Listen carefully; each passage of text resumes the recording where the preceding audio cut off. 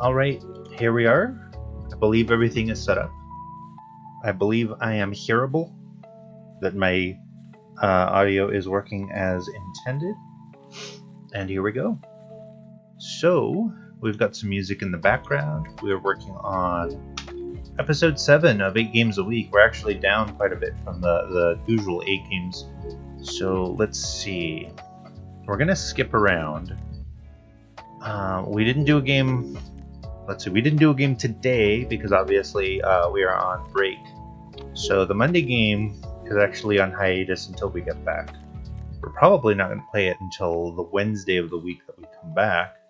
Us and Gnome have not played that yet, but we've still got a lot of juicy secrets getting ready to go. Let's see. So we can actually get rid of all of this stuff here. So we're going to skip directly to the Wednesday game, Dawn and Thay. Let's see. Koala has been forgotten about. If anybody remembers me talking about the koala. I want to keep that Dread Grackle Swarm and the Deep Crow because I think that's going to be really fun. Dawn of Thay. So here's the thing. One of the players wants to be evil. And I can definitely see that the whole situation has been influenced by another player who's like, hey, we want to be like these characters on this TV show, and that's been throughout. I have one player who went from, I think, wanting to be Thor to wanting to be like other characters and so on, and now wants to be Lord Virus from Dragon Prince. But anyhow, it's the whole can we be evil thing, and my inclination is to say no. I'm not a big fan of evil characters.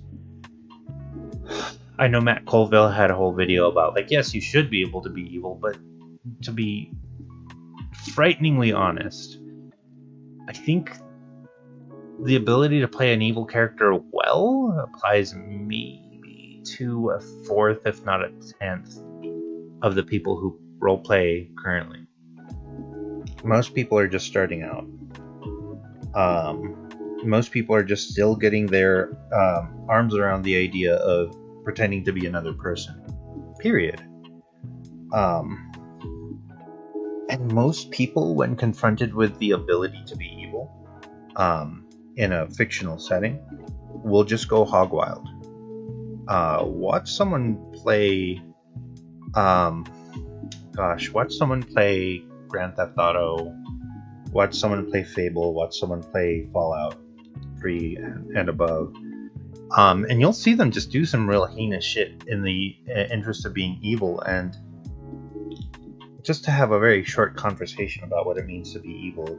I think if you were talking narratively, an evil person is someone who would throw morals to the wind to get what they need to get done. And I don't think that there's anything wrong with that per se.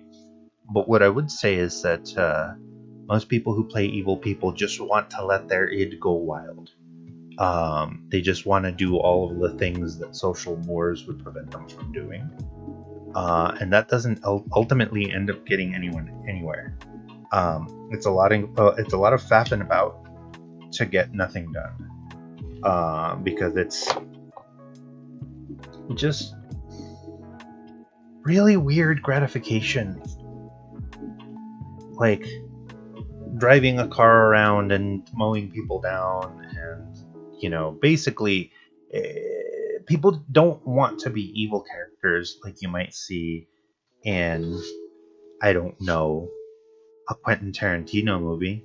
If you've ever watched The Hateful Eight, every one of those people in that building, well, is that a spoiler? I guess it's a spoiler.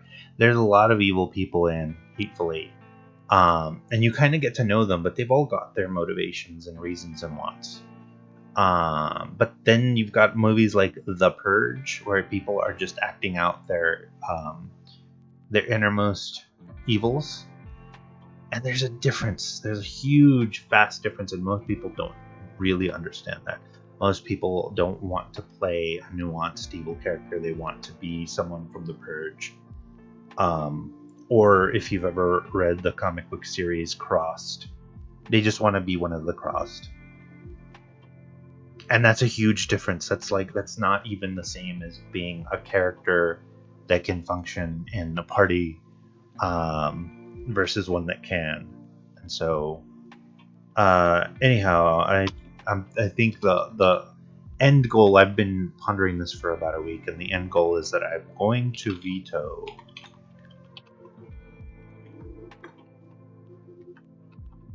evil characters. And I hate to do that. I don't think I'd do that with every one of my games, but most of them I would. It's a very difficult and fine line to try and go, but let's see. Start of Sunless Citadel. Introduce Meepo. Maybe use actual map. We'll see. There's not a lot else going on here. Let's see. Last game went really well. For the second Wednesday game,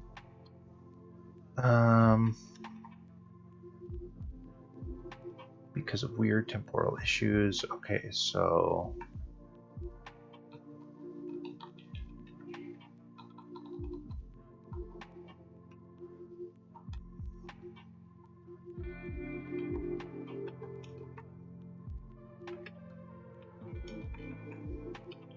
sorry, I'm bouncing around a lot here. Last week, group fought Yellow King Fragment. Won, but almost got trapped in Realm of Madness. Timberton saved. Shoot, now I'm forgetting.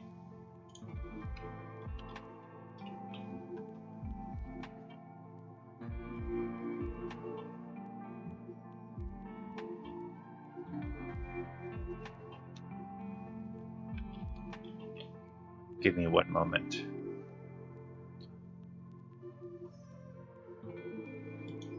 I have a new character, not a new player, but a player that switched characters, and I'm trying to remember the character's name, so I'm bringing it up so that I can write it here and I'm not like foolishly forgetting.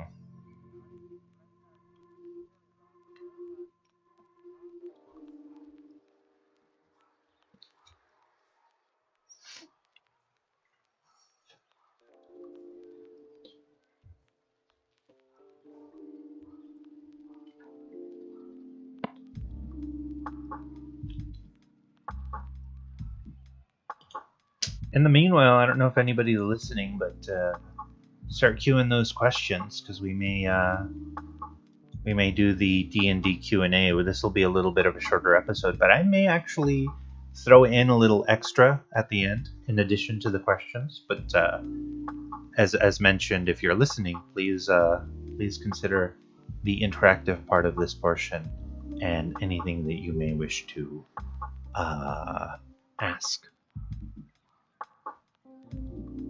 Let's see, Selenar, that is the character's name. Okay, so I just need to open this. Saved Selenar, but got stuck. Eerie asked Patron to save Timberton, and Patron agreed only if Eerie would take Timberton on as an apprentice.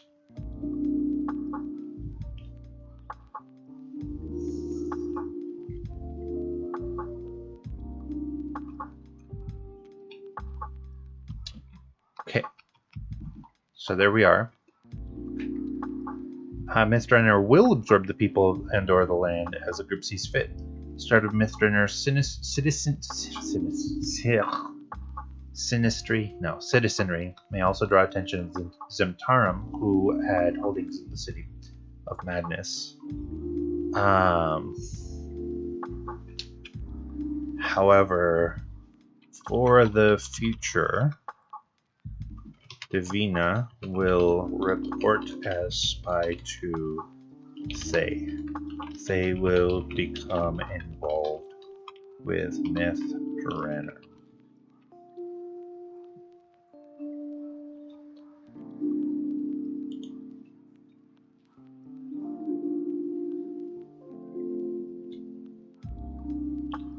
Merle and Timberton will stay with group.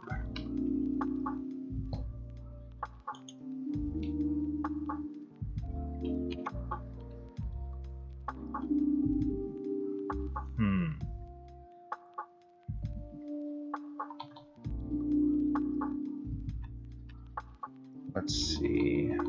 I didn't end up using the Yellow King stat block, or the Demagoth. It all ended up being fine.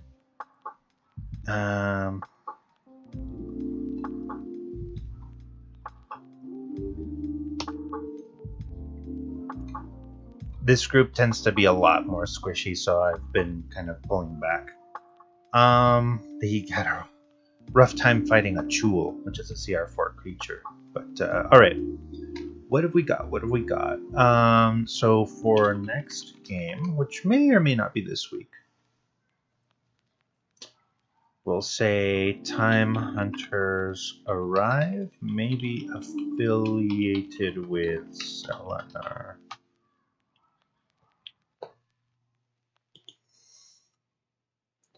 Time Hunters.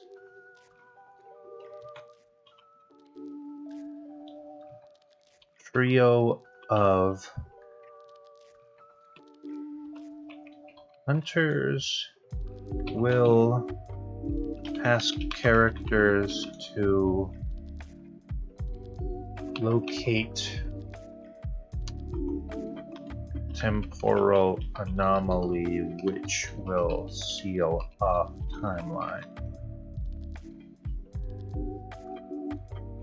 This will lead to the temporal dungeon, where the Archmage has created a demi-plane devoted to interfering. May meet Johnny 8 again.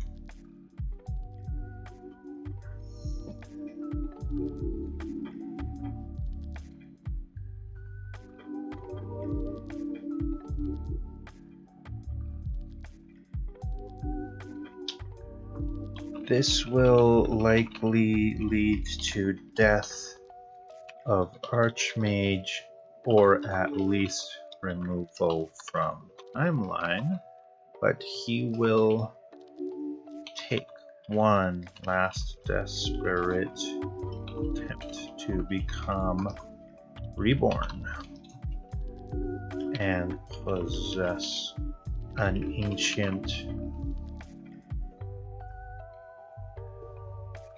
Netherese wizard. This will be imperfect, and both personalities will vie for dominance. Okay, those are some interesting things to go through. Yeah, I get it. Seal off the locate the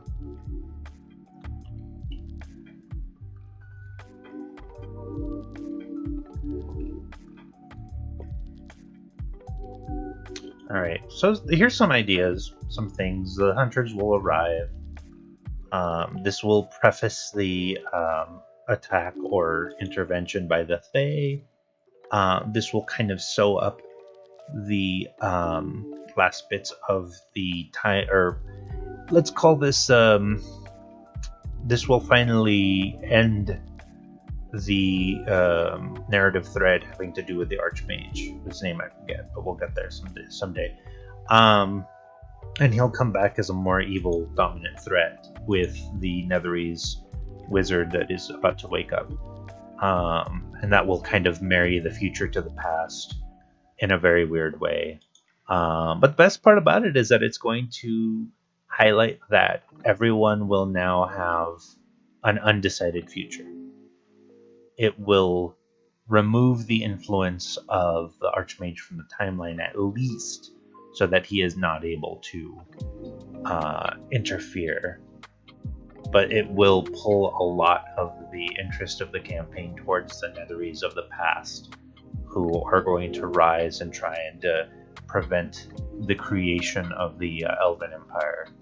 And I think more threads, more elves become interested. Maybe have... What is that elf Lich's name?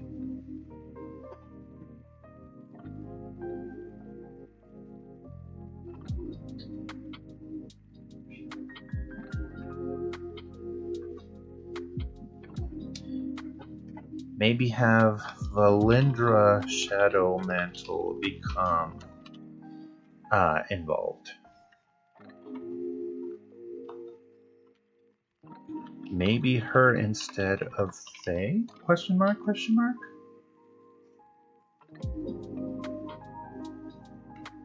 Actually, now I need to do more research on Valindra. So this could be a very interesting twist, is having Valindra be like an elf who maybe wants to take the throne, but she's also a lich, and she could be a very compelling villain. And maybe I even skip the Netherese wizard and just have the Archmage from the future become kind of entwined with Valindra. I don't know. There's some interesting ideas there. But I think I've got a lot to work with, and we'll kind of go from there. We're just going to make a note. Homework. Research Valindra. If I remember correctly, Valindra might have just been the invention of, as part of the narrative of the Neverwinter Nights games. But I think she has been brought into the proper canon of the Forgotten Realms. Also, maybe consider bringing in Arabeth. That could be neat. A lot more ties into Neverwinter that the group didn't think there would be. All right, Thursday War Drums.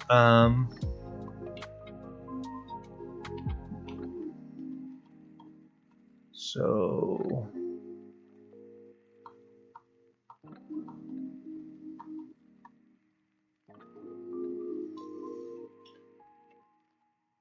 I kind of goofed this up. I might have to be better about reading my notes before a game.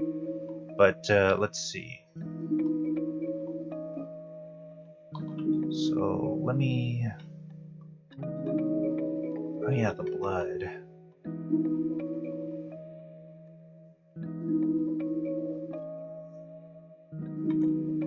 So group went to mountain to meet Elephant God. Really, Aqua that is allied with Desnalal. So we had our game last week, and there was a lot to do, but the group finally went to the mountain and did a little bit of fighting. Let's see, last week, Dragon, Wangs, and Bullet.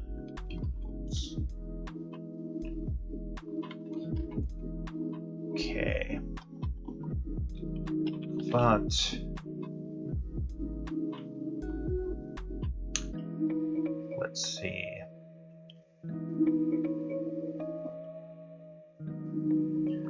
We're gonna call these things Wingeroths. those are my alternative, what do you call it? My alternative Sturges, but we'll talk about those in a little bit. Oh, goodness. Alright. So now about to find the Gakwa. Be asked to help it fight. The fight will involve Daznalov, we'll call him a warlock of the Gakwa, and the Gakwa itself.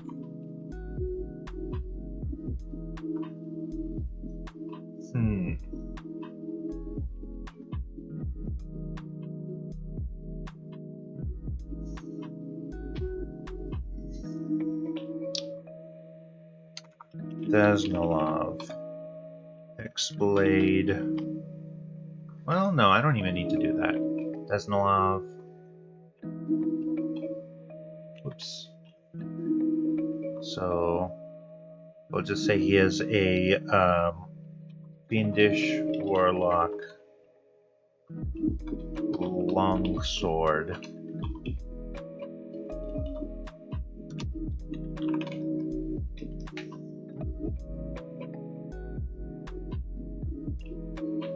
Black Shadow Blade.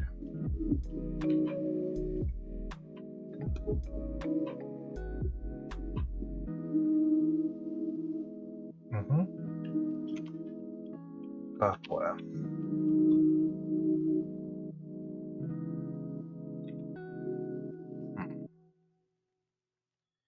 Same stats as Mammoth.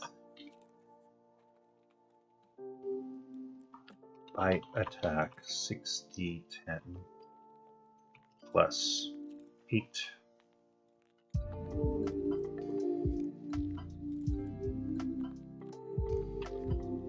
Psychic field.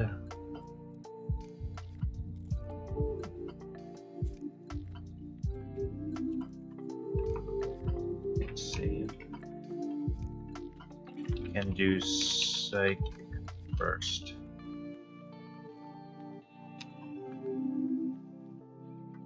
With recharge 5 through 6. First does 5d12 damage. Save for half. Restrained if fail.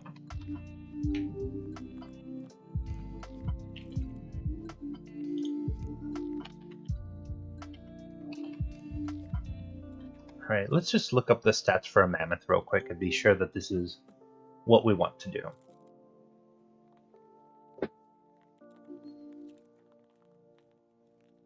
It's sad that they don't have a picture of a mammoth. But let's see, armor class 13, we should fix that. So mammoth, AC, we'll just say 18. Not crazy, but like there should be a few misses.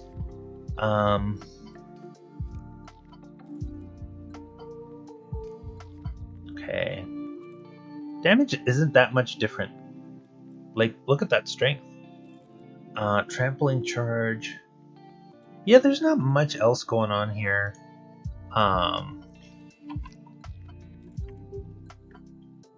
Except Int, Wiz, and Cha are around 20.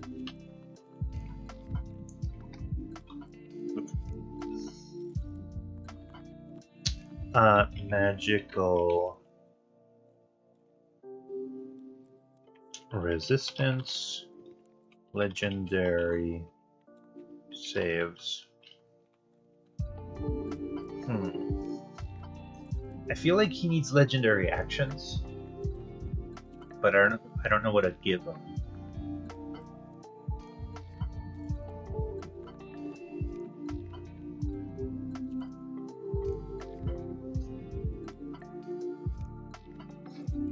Here we go. Legendary actions. Lightning lure, but force damage.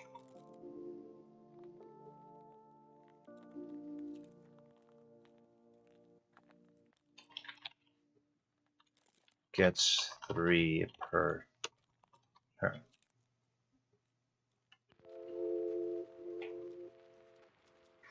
So basically he's pulling people in to give them that big bite.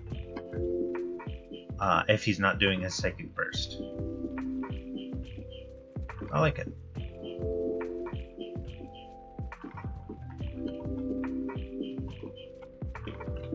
And no, not no, range goals.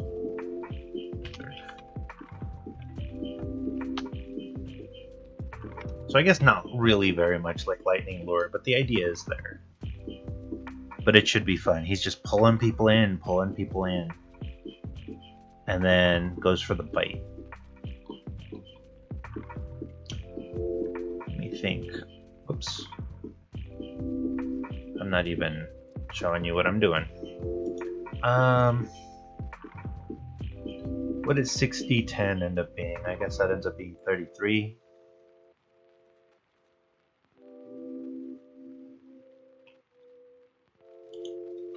Can use legendary actions to do extra bite attack.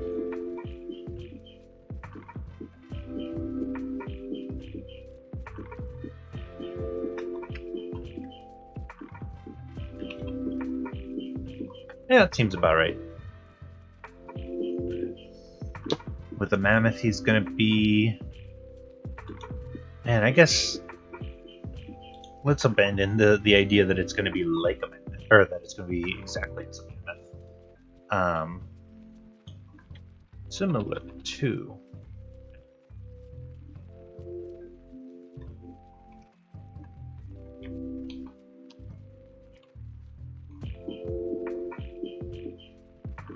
Let's see, AC 18. We're just gonna go with 300 HP because I think they can handle it. Yeah.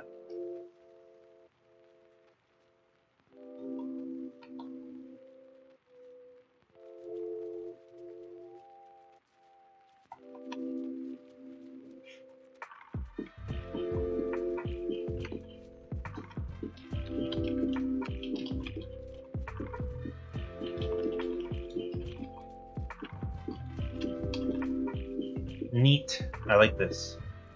So its bite attack can basically, if there's two people right next to each other, it can just bite both of them at the same time. It just kind of like opens its jaw and chews on both of them for a second. Should it be able to swallow? It doesn't really. It's got this big giant mouth, but it's more like a crocodile. It's not gonna like swallow and hold things in there. Although I should do that, but it wouldn't be quite as much fun. Okay, Crocodiles reveals blood can be used to write the book that contains the secrets of rune magic. Okay.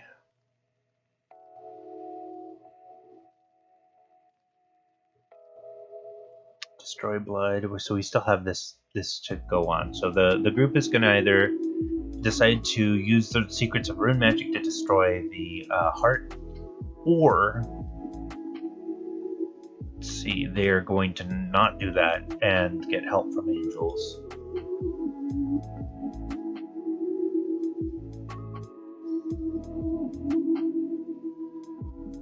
Oh yeah, and then Sam, if you're listening, which I don't think you are, that was all spoiler zone, but I guess I forgot to mention that at the start. Alright, Peril and a Bear, we actually did play last time. Let's see, locations to neutralize Dark Sphere. Where did they go? They went somewhere and they were starting to do a fight. They went to the air.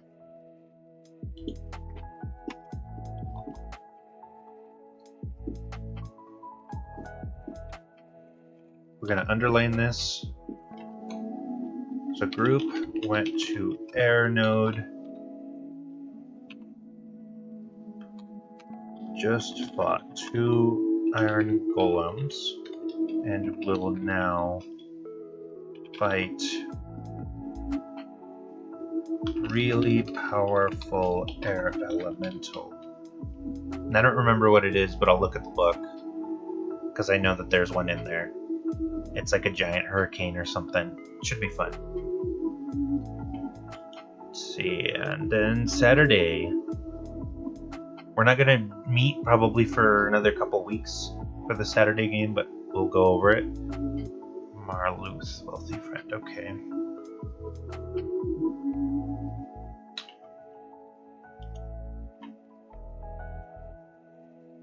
Group will have to do some stuff. Permission to...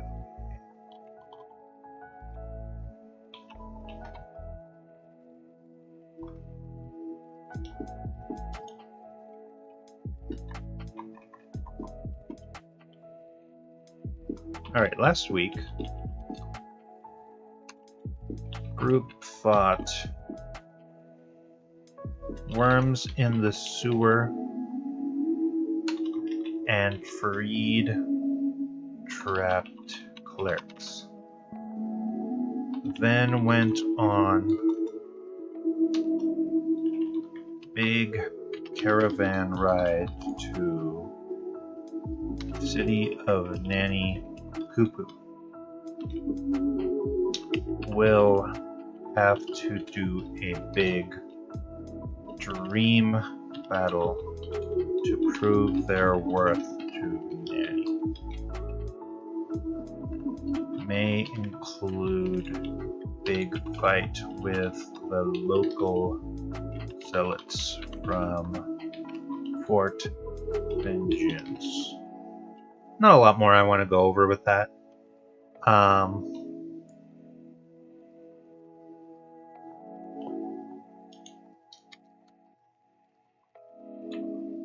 Let's see, there really not a lot happened, honestly. That's like 2 sentences. There was a lot of hemming and hawing and a lot of fussing over how to get the caravan all pickled up. Baruch now has large army at their sides, will probably start killing them.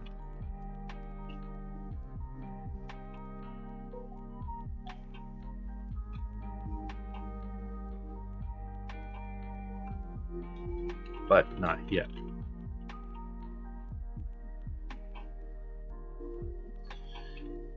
May include damn it, why can't I type?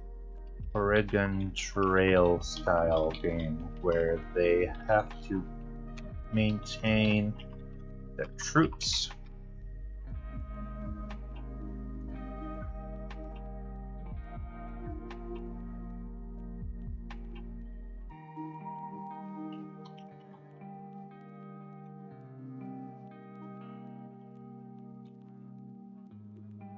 Group survival checks.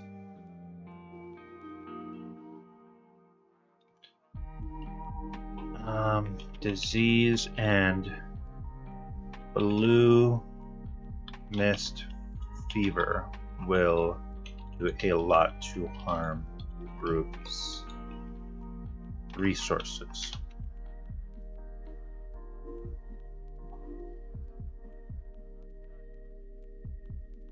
Alright. I think that's all that I really want to go for. There's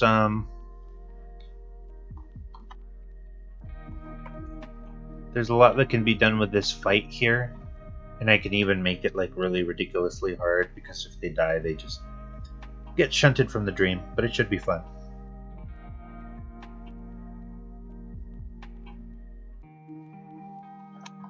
Let's see, Sunday we skipped, so all of the information here is still relevant. But alright, I think that pretty much does this for the week. The next couple of weeks are going to be pretty thin on games, as a matter of fact, as we will be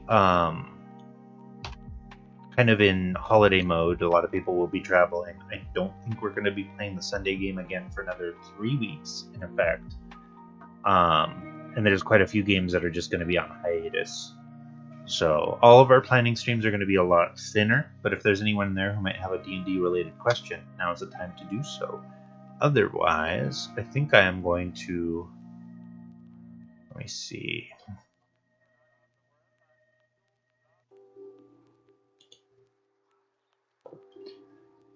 For in the future, so I don't forget. Thursday, huh?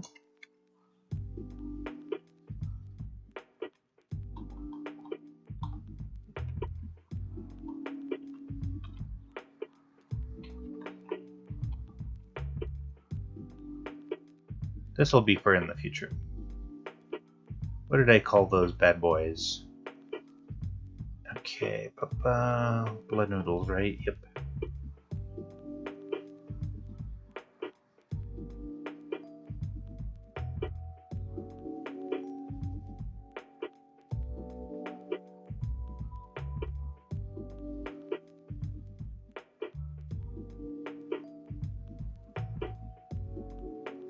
Wingaroths. Alright, if nobody has any questions, we're just going to do the stats for a Wingaroth.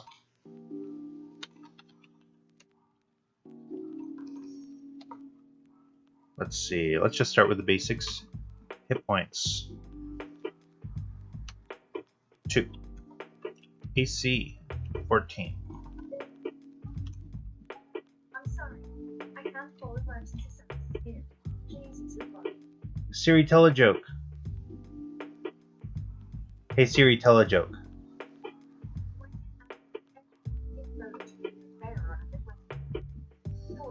Oh my god, that's terrible. Alright. Strength, 2. Dex, whoops. Freudian slip. Dex, we'll just say 16. Con, 10. These aren't super important, but they'll be good. Intelligence, 1. Wisdom, 8. Charisma, 2.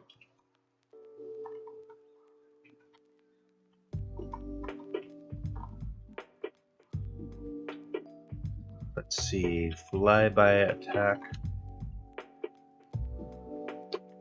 vulnerable to, we'll say fire. Actually, this will be funny. Resistant to non-magical weapon attacks. They're just otherworldly. So, let's see, blood noodle pack. What is this? Melee weapon attack. Before I forget, so we're just gonna say speed 5. Fly 40. Target 1 creature in the same space. Let's see. +5 to hit.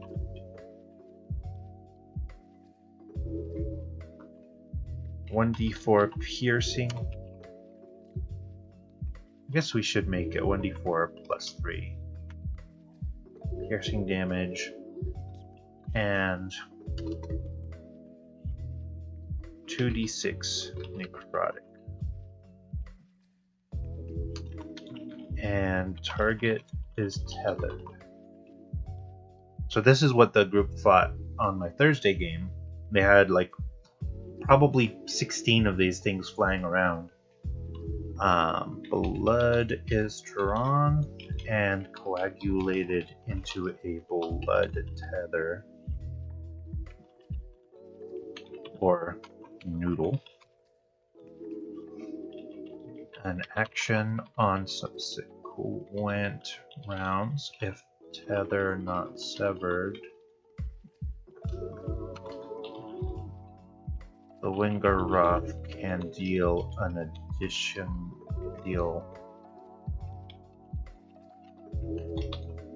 46 necrotic damage as an action and heal half as much. Take your videos offline and watch. Oh, come on. Uninterrupted. Try YouTube Premium on us.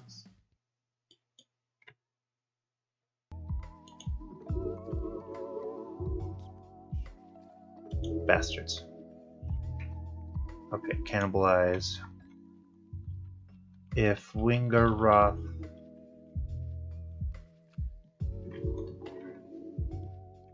one defeated Winger Roth may prompt others to eat it. No, that's grammatically not correct. A defeated Winger Roth can be eaten by its allies, up to 5 of them. Those Winger Roths gain 15 temporary hit points. Grow one size to small and deal 2d4 with bite and add d8 necrotic instead of d6. So initial bite would be 2d4 plus 2d8 necrotic, and the tether attack would be 40. That sounds neat. I like it.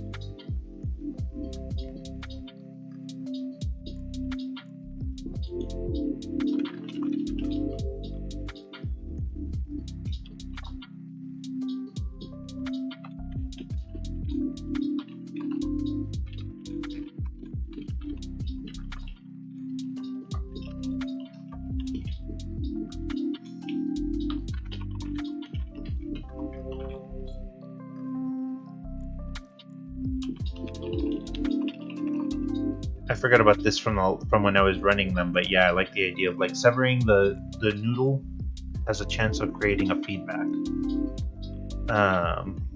Death of either tethered has same chance for feedback.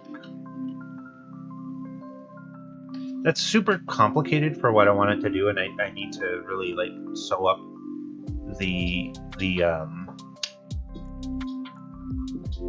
kind of the rules on this, because I want it to work a lot more succinctly. This is fine. Like, this could go in a stat block and it would not be an issue. And I might even have to revise the way I do the damage, but that's not an issue. However, this is too complicated. I've seen some complicated stat blocks, like, you know, poisonous spiders and so on, but I don't want it to be as bad as all that.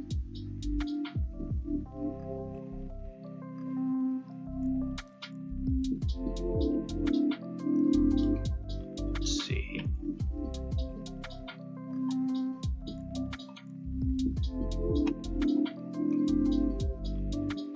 I bet you we can make this a little bit more palatable.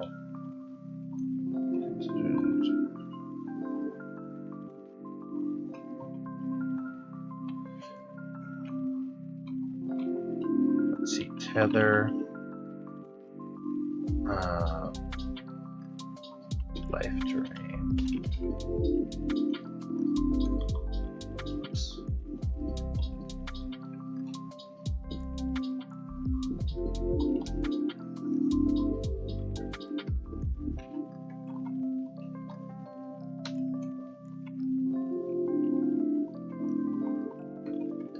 The Wingaroth cannot live to a tethered target.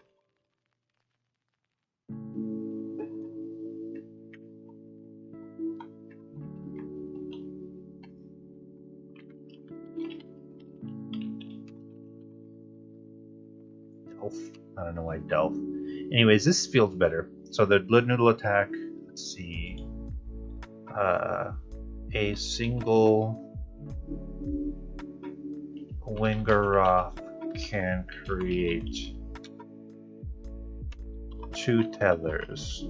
That's because it's got, instead of a mouth, it's got like 2 tentacle things coming out of its mouth area that have the little tooth on them, and then it can like poke someone, pull out the blood, create a blood noodle. I like this a little bit better, the way that I've got it set up right now. I'm sure that I can probably clean this up quite a bit more and create a proper stat block, but this is a good start. All right, that more or less, that puts us at 45 minutes, but hey, unless anyone has any questions for our D&D and Q&A section, any burning questions you have about my planning, about the campaigns I run. We skipped quite a bit this week because we just haven't been playing because of the holidays, and that happens. That's a big, huge lull for campaigns, and that tends to be kind of a test bed for whether or not a campaign is going to survive the holidays.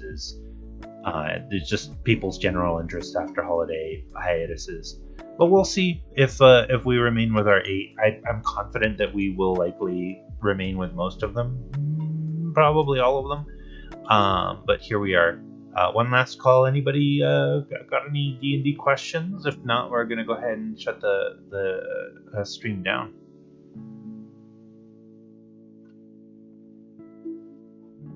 Let's see, Wingaroth.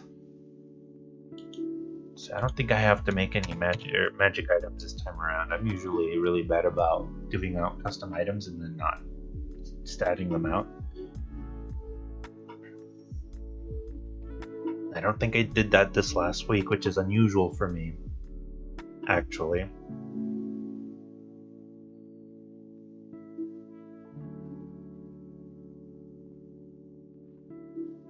Although,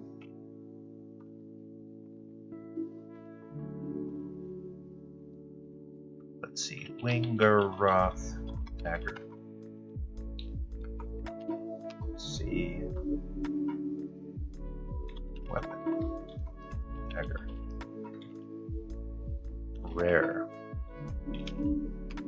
Requires attunement.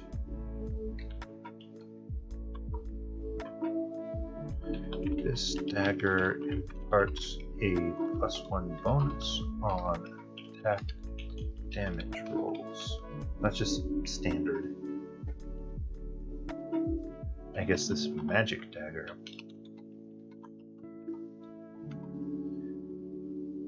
Let's see.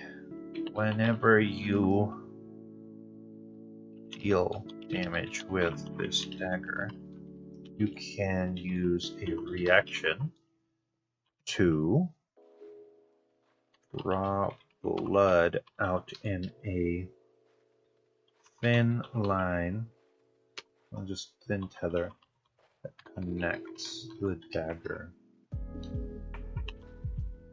to your target. I guess the target.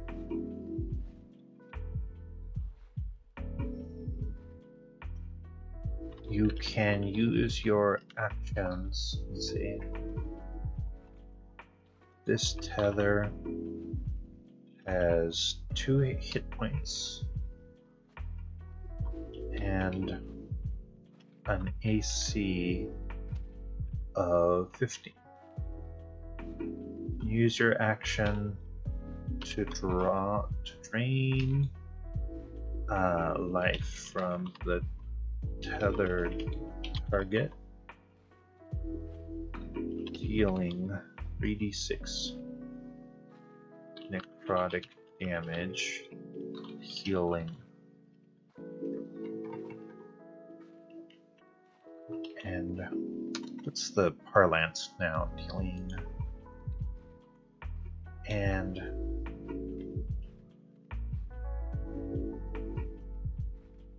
healing half of the damage dealt. Guess it would be you then heal. Damage dealt. Rounded down.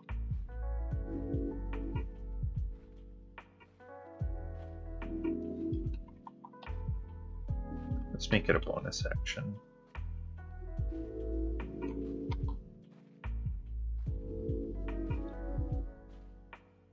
If the tether is severed, the target is dealt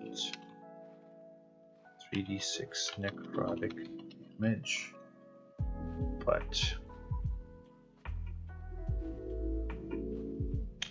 you do not heal this damage.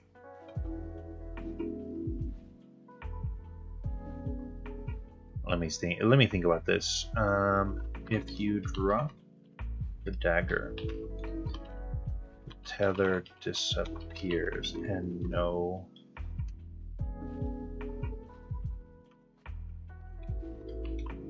damage is dealt by the tether disappearing. That's also kind of unwieldy in terms of text, but I can figure this out. That could be another paragraph.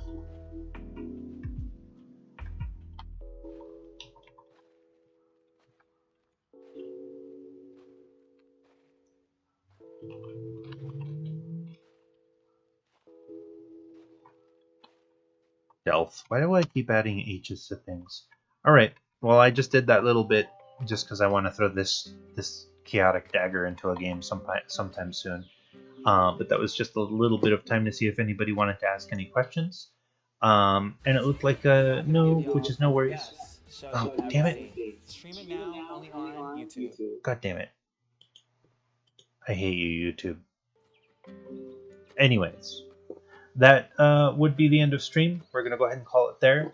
And we've got at least the next bit of adventures planned out for the time being. And we've got like a, you know, the bones of like a magic item and a creature kind of set up.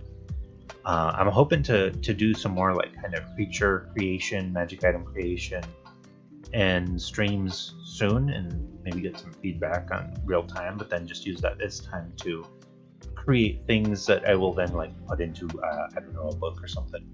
But all right, there we go. We are going to go ahead and end and see all of you at some point later. Thank you for those who have watched. And hopefully we will be resuming some of our video game streams a little bit later this week, but I will announce that on Twitter when that happens. But as always, thank you everyone who watched, and remember that I plan and play games for you.